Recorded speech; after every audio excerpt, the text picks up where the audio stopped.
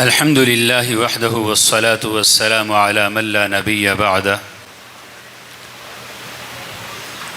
أما بعد فأعوذ بالله من الشيطان الرجيم بسم الله الرحمن الرحيم هو الذي أرسل رسوله بالهدى ودين الحق ليظهره على الدين كله وكفى بالله شهيدا محمد رسول الله. وقال الله تبارك وتعالى قل يا أيها الناس إني رسول الله إليكم جميعا. وقال النبي صلى الله عليه وسلم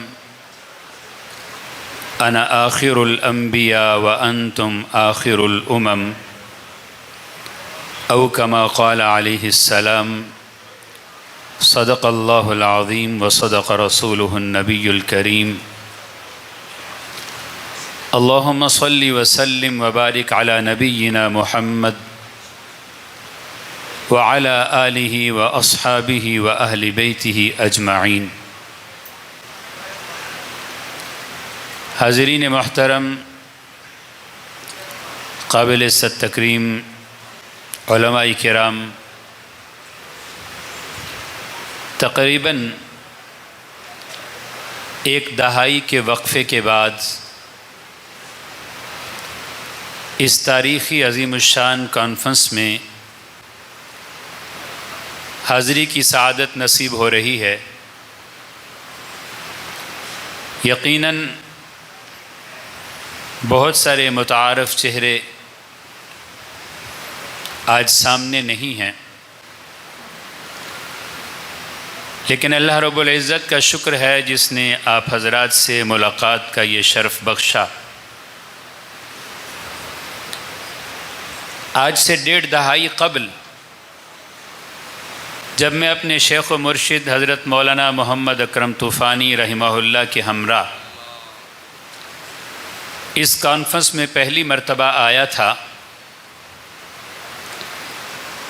تو اس کانفرنس کی طرف آنے والے خدام کے کارکنوں کے قافلوں کو دیکھ کر دل نے یہ بات بے ساختہ کہی تھی کہ یہ ہمارے اکابر کے خلوص،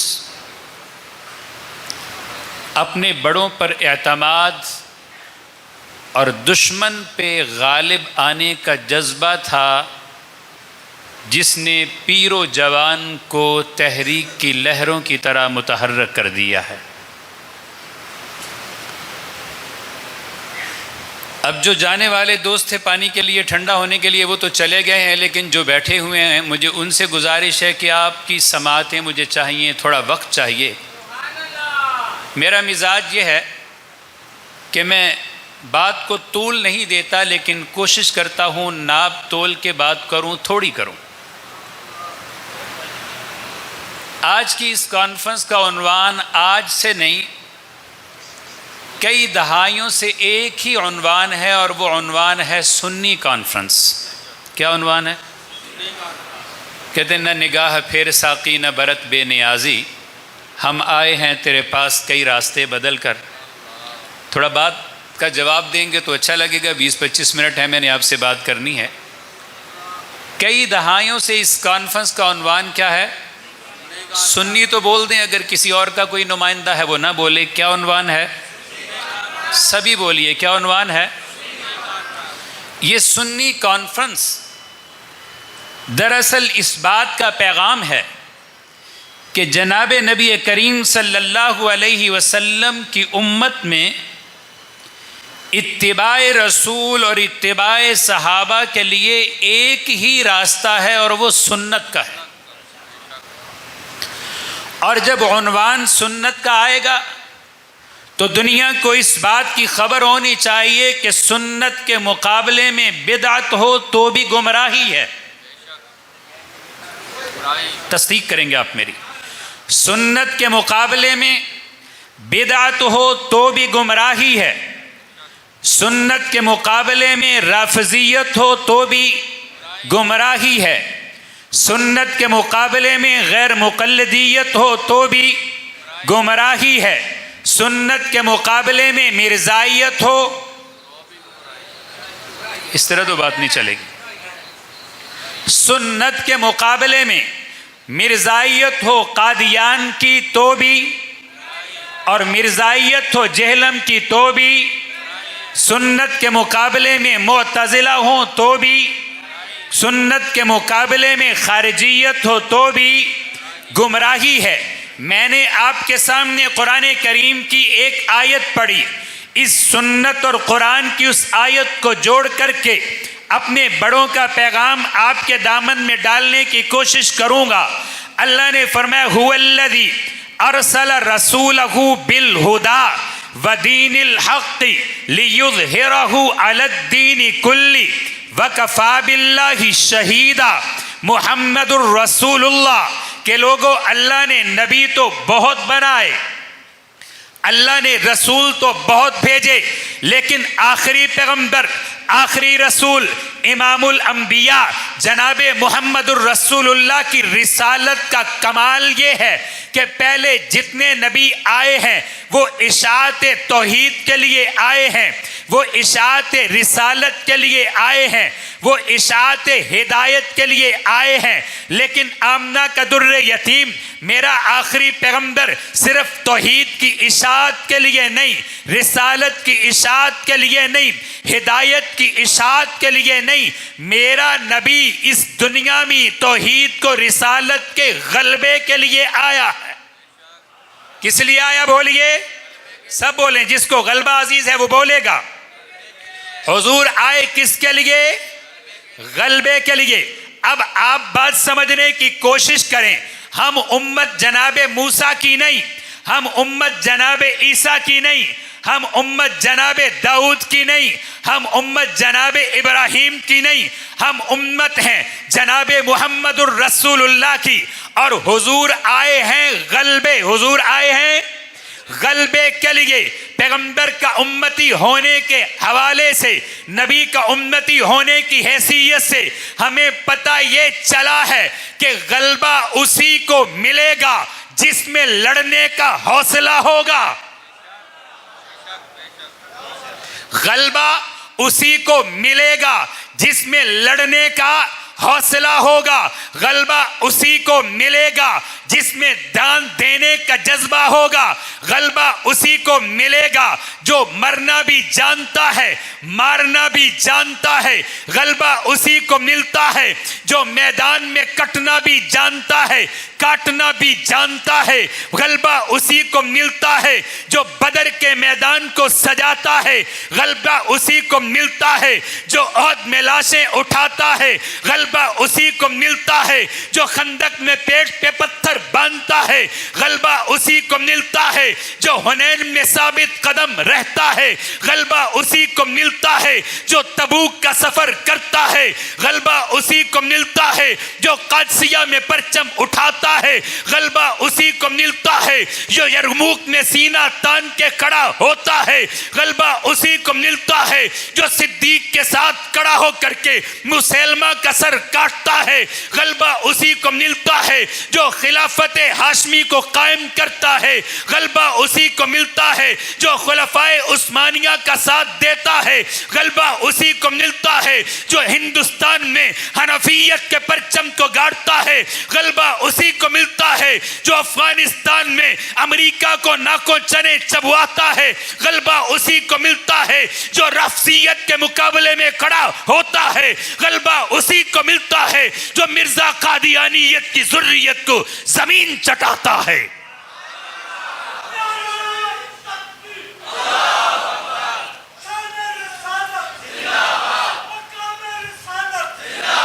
توجہ میری طرف، جزاک اللہ۔ نعرہ تو لگتا نہیں، سے نعرہ لگانا ہے مجاہدوں والا لگاؤ، حضرت قاضی صاحب کے دور کا نعرہ۔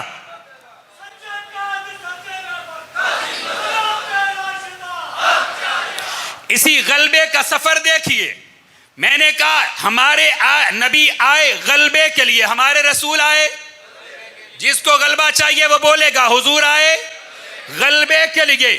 ہم صفائیاں دینے والے نہیں، ہمیں صفائی دینے کی ضرورت نہیں، مفتی صاحب کا ذوق ہے، علم والے آدمی ہیں، آپ کے دامن میں علم کے موتی ڈالے ہیں کہ اہل بیت اور صحابہ میں محبت ہے۔ میں کہتا ہوں ہمیں اہل بیت کے لیے صفائی دینے کی ضرورت نہیں کہ ہم اہل بیت کو مانتے ہیں، اس لیے کہ ہم اہل بیت کو بطور عبادت کے مانتے ہیں، سیاست کے طور پہ نہیں مانتے۔ ہم اہل بیت کے نام پہ ہم اہل بیت کے نام پہ سیاست نہیں کرتے۔ میں اس کو مذہب مانتا ہی نہیں ہوں، میں اس کو دین مانتا ہی نہیں ہوں، میں اس کو حق مانتا ہی نہیں ہوں جس کا برسر منبر اعلان نہ کیا جا سکے، جس کا ماننے والا ڈنکے کی چوٹ اپنے عقیدے کی بات نہ کر سکے، جس کا ماننے والا علل اعلان اپنی بات نہ کر سکے۔ میرا دین وہ ہے جو بدر میں کفر سے اعلانیہ ٹکرایا، احد میں اعلانیہ ٹکرایا۔ یہ غلبے اور قربانی کا نتیجہ تھا۔ نبی جب ہجرت کر کے مکے سے آئے ہیں 100 سے زیادہ نہ تھے، لیکن جب غلبے کی جنگ لڑی ہے، بدر میں آئے تو 313 تھے، احد میں آئے تو 700 تھے، خندق میں گئے تو 3000 تھے، تبوک میں گئے تو 12000 تھے۔ لیکن وہی پیغمبر جب اس غلبے کی جنگ میں قربانی دے کے مکہ فتح کرنے کے لیے آئے ہیں، 10 سال پہلے آئے تھے، رات کی تاریکی میں نکلے تھے، صرف 2 تھے۔ 10 سال کے بعد غلبے کی جنگ اور قربانی دے کر کے گئے ہیں تو جانے والوں کی تعداد 10,000 تھی۔ دن کی روشنی میں گئے ہیں، جو گالیاں دینے والے تھے وہ تلوار کی دھار پہ تھے۔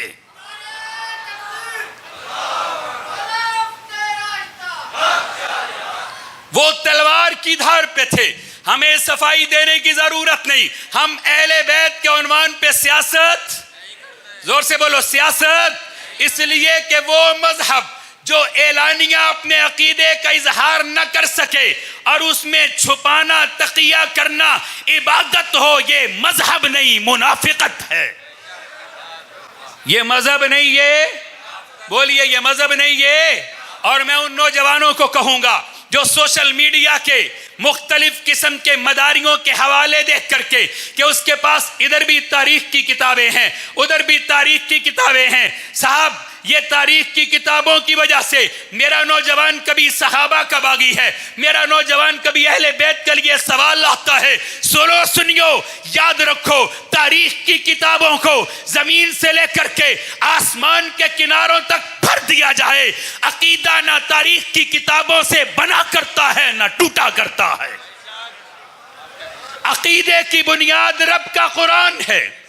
عقیدے کی بنیاد، مجھے آپ کی بیداری چاہیے، عقیدے کی بنیاد رب کا قرآن ہے۔ عقیدہ بنتا بھی قرآن سے ہے، عقیدے کا جواب بھی قرآن سے آتا ہے، تاریخ کی کتابوں سے کبھی عقیدے کا جواب نہیں ہوا کرتا۔ وہ نوجوان جو سوشل میڈیا کے شکار ہیں، وہاں کے فتنوں کا شکار ہیں۔ صاحب فلانا ذاکر تو حضرت ابو بکر کا نام بڑے احترام سے لیتا ہے، اس نے حضرت عمر کا نام بڑے احترام سے لیا ہے۔ تم نے سوچا نہیں، کبھی پوچھا نہیں، یہ ابو بکر کا نام احترام سے لینے والا کہیں تقیہ کی چادر اوڑھ کے تو نہیں لیتا، وہ تو تقیے پہ مجبور ہیں۔ ہمیں کیا ضرورت ہے صفائیاں دینے کی؟ ہم سنی ہیں اور سنیوں کو پیغمبر کی وراثت سے یہ ملا ہے کہ دین غلبے کے لیے آیا ہے، شکست کے لیے۔ اور جو غلبے والے ہوتے ہیں، جن کا مقصد دنیا میں اللہ کے دین کو غالب کرنا ہو، دلائل کے ساتھ غالب کرنا ہے۔ آئیے میرے اکابر کی تاریخ اٹھا کے آپ کے سامنے پیش کر دیتا ہوں۔ ہندوستان میں آئیے، دور جانے کی ضرورت نہیں ہے۔ اگر تم تلوار کے غلبے کی بات کرو گے تو پھر میں انگریز کے مقابلے میں شیخ الہند مولانا محمود حسن دیوبندی کو لاؤں گا۔ تم انگریز کے مقابلے کی بات کرو گے تو پھر حضرت مولانا جعفر تھانسری کو پیش کروں گا۔ تم انگریز کے مقابلے کی بات کرو گے، میں شیخ العربی والعجم حضرت مولانا سید حسین احمد مدنی کو لاؤں گا۔ ہندوستان میں کتنے طبقے ہیں، شاہ ولی اللہ کے بعد ان کی اولاد میں، ان کے روحانی بیٹوں میں کوئی لائے تو صحیح حسین احمد جیسا کہ جب فتویٰ دیا ہے پھر اس فتوے پہ ڈٹ کے ایسے کھڑے ہوئے کہ دنیا کا مال خرید نہ سکا، انگریز کی گولی بدل نہ سکی۔ خالق دینا حال میں آ کر کے کہا تھا کہ تم نے موت کی سزا سنائی ہے، میں کفن ساتھ لے کے آیا ہوں، تم فیصلہ کرو، مجھے بدن کے چیتڑوں کی نہیں، محمد کے نام پہ کفن کی ضرورت۔ ہم اس طرح کا مردوں والا نعرہ لگانے کی ضرورت، نعرہ لگانا ہے مجاہدوں والا لگا، ورنہ چھوڑ دیں.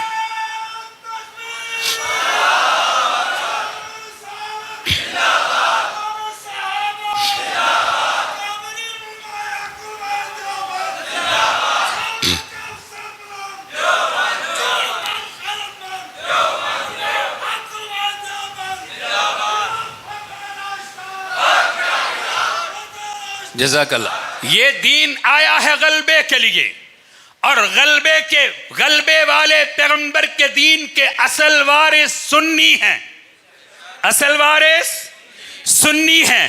منکرین ختم نبوت کے مقابلے میں جناب ابو بکر سے لے کر کے سید عطا اللہ شاہ بخاری اور قاضی کرم الدین اور قاضی مظہر حسین تک ان کفار کے مقابلے میں کھڑے سنی ہیں. معتزلہ کے مقابلے میں صحابہ سے لے کر کے علامہ خالد محمود تک ان کے مقابلے میں کھڑے ہونے والے سنی ہیں. آپ آگے چلے جائیے، رافضیت کے مقابلے میں جناب علی المرتضیٰ سے لے کر کے قاضی ظہور الحسین اظہر تک اس رفض کے مقابلے میں حق کی سیسا پلائی دیوار بن کے کھڑے ہونے والے سنی ہیں. سنیت کے دامن میں پیغمبر کی رسالت کا جوہر بھی ہے، نبی کے صحابہ کی محبت کا موتی بھی ہے، اہل بیت سے پیار کا نور بھی ہے، کتاب و سنت پہ ایمان کی بنیاد بھی ہے. سنت ہی ہے جو اسلام کے غلبے کا واحد راستہ ہے، واحد تاریخ ہے. ہمیں صفائی دینے کی ضرورت. میں نے کہا تھا ہمارے اکابر، آج دیکھیے نا آپ، مفتی صاحب کہہ رہے تھے حضرت رحمت اللہ علیہ کی محنت کا نتیجہ ہے. آج سے 1 صدی قبل یہی چکوال تھا، جس چکوال کا کوچا کوچا، جس چکوال کی بستی بستی، جس چکوال کا کریا کریا، گاؤں گاؤں رافضیت اور اصحاب نبی کی نفرت کی کالک میں ڈوبا ہوا تھا. لیکن ایک درویش منس انسان اٹھا، ایک درویش منش انسان اٹھ کر کے اس نے محنت کی، لیکن اس کی گفتگو میں دلائل کے پہاڑ تھے. تلوار کی نہیں دلیل کی جنگ لڑی ہے، تلوار کی نہیں دلیل کی جنگ لڑی. اور پھر میں کہتا ہوں بات کرنے کا انداز کیسا تھا. عالم کی بات عالم سمجھتا ہے. کروڑوں رحمتیں آپ کی قبر پہ میرے مرشد محترم قاضی مظہر، آپ کی قبر پہ کروڑوں رب العالمین کی رحمتیں ہوں. خلوص بھی تھا، بڑوں پہ اعتماد بھی تھا، بات کرنے کا سلیقہ اور غلبے کا جذبہ بھی تھا. بچے کو بھی بات سمجھا دی، بوڑھے کو بھی بات سمجھا دی، بیٹی کو بھی بات سمجھائی، عورت کو بھی بات سمجھائی. اور ایسا کر دیا کہ وہ چکوال جس میں کبھی تاریکی کی آندھیاں چلا کرتی تھیں، آج عشق صحابہ کے جھونکے دکھائی دیتے ہیں. وہ چکوال جہاں پہ کبھی بدعت کی کالک تھی، وہاں سنت کا نور ہے. وہ چکوال جہاں گلیوں میں ماتم کے جلوس ہوا کرتے تھے، وہاں سنیت کے قافلے ہیں. وہ چکوال جہاں پہ کالے علم کی کالک ہوا کرتی تھی، اسی چکوال میں خدام کے پرچم کا رنگ بکھرتا ہے. دنیا کو پتہ چلا یہ نتیجہ خلوص کا ہے، علم کی گہرائی کا ہے، غلبے کے جذبے کا ہے.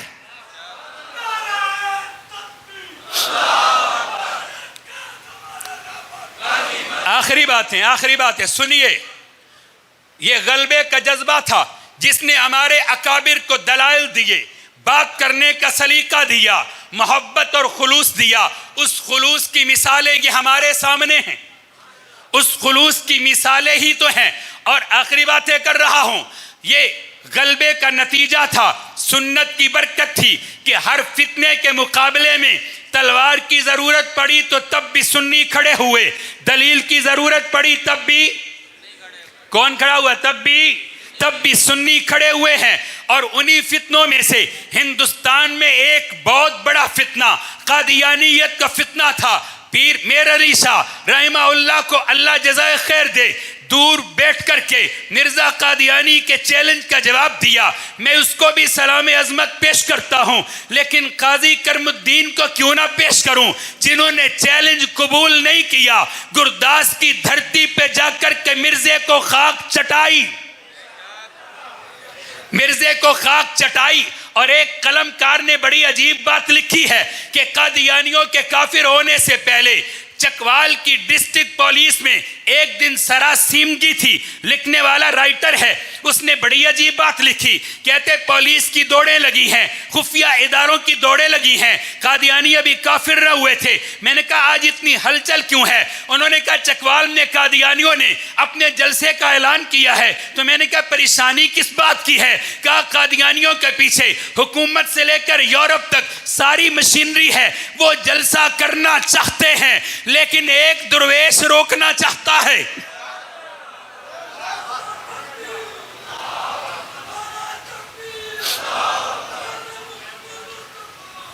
میرے پاس چٹ آئی ہے کہ کھڑے ہو کر بیان کریں، آپ تو کھڑے ہو نہیں پا رہے تو میں کیسے کھڑا ہوں گا؟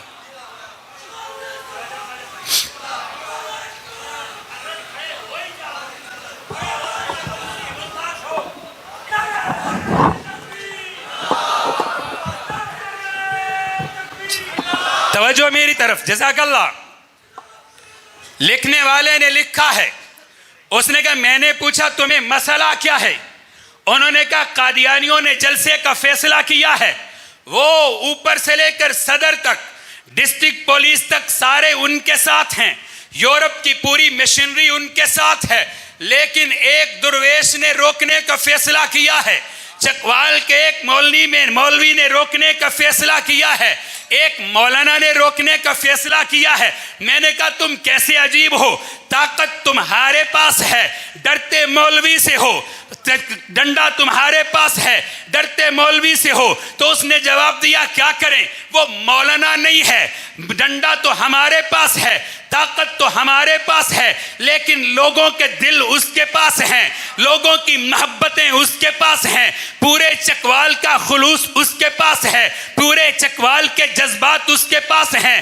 ہم تو تنخواہ داروں کو اشارہ کرتے ہیں، وہ جانثاروں کو اشارہ کرتا ہے، ہم وردی پہننے والوں کو اشارہ کرتے ہیں، وہ کفن پہننے والوں کو اشارہ کرتا ہے۔ اور یہ دنیا نے دیکھا ہے کہ طاقت کبھی محبت کے مقابلے میں فتح نہیں حاصل کر سکتی۔ نتیجہ یہ نکلا کہ قاضی مظہر رحمہ اللہ کے ساتھ دینے والوں کی محبت جیت گئی، طاقت شکست کھا گئی ہے۔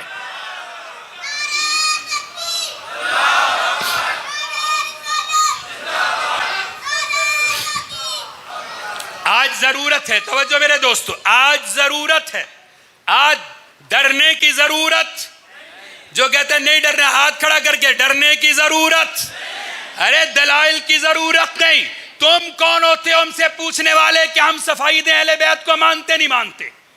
مفتی صاحب دلیل پیش کر رہے تھے کہ حضرت علی نے اپنے بیٹوں کا نام اصحاب ثلاثہ کے نام پہ رکھا، اور اس کا جواب شہنشاہ نقوی نے دیا۔ اس نے کہا جی علی نے تو رکھا، ابو بکر نے نہیں رکھا۔ میں نے کہا الجھا ہے پاؤں یار کا زلف دراز میں، الجھا ہے پاؤں یار کا زلف دراز میں، لو آپ اپنے دام میں سیاد آ گیا۔ تم نے یہ تو مان لیا نا کہ علی نے اپنے بیٹوں کا نام اصحاب ثلاثہ کے نام پہ رکھا ہے، تمہیں حب علی کا دعویٰ ہے، تم رکھو نا۔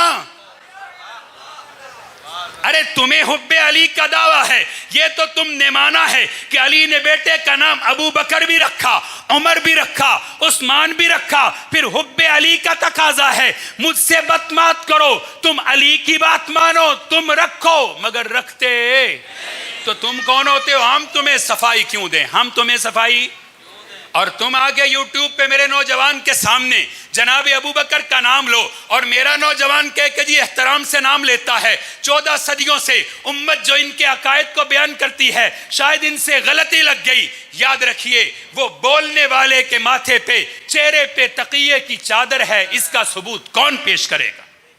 اس کی صفائی کون پیش کرے گا؟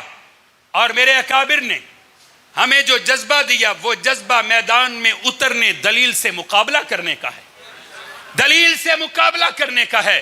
میں بات کر رہا تھا قادیانیت کی، کچھ دن پہلے ایک نوجوان قادیانی سے مسلمان ہوا، مجھے کہنے لگا کوئی ایسی دلیل دیجئے۔ میں نے کہا مجھے تو مزاج ہی یہ ہے کہ دلیل وہ دینی چاہیے جس کے لیے کتاب دیکھنے کی ضرورت، کتاب دیکھنے کی ضرورت۔ ایک چھوٹی سی دلیل، اپنے ذوق کے مطابق کالج والوں سے، یونیورسٹی والوں سے، فیس بک زدہ لوگوں سے کہتا ہوں، ساری باتیں چھوڑو، پوری دنیا میں جتنے مسلمان ہیں ان مسلمانوں میں حنفی، شافی، مالکی، حنبلی ہیں، پاکستان میں بریلوی، دیوبندی، اہل حدیث ہیں، سب کی سب عبادت گاہوں میں جا کر کے چلے جاؤ، مسجد حرام کا نام بھی مسجد ہے، نبی کے روزے والی مسجد کا نام بھی مسجد ہے، اقصی کی مسجد کا نام بھی مسجد ہے، پاکستان میں دیوبندیوں کی ہو تب بھی مسجد ہے، اہل حدیثوں کی ہو تب بھی مسجد ہے، بریلویوں کی ہو تب بھی مسجد ہے، اور مسجد کا مطلب یہ ہے، یہ وہ جگہ ہے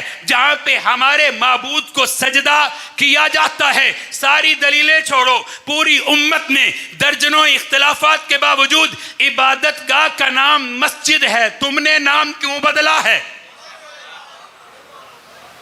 تم نے نام کیوں بدلا ہے؟ تم نام بدل کے الگ ہوئے ہو، ہم نے تمہیں الگ کہنے لگا قادیانیت کے دنیا کا گماشتہ ہونے پہ دلیل دیجئے۔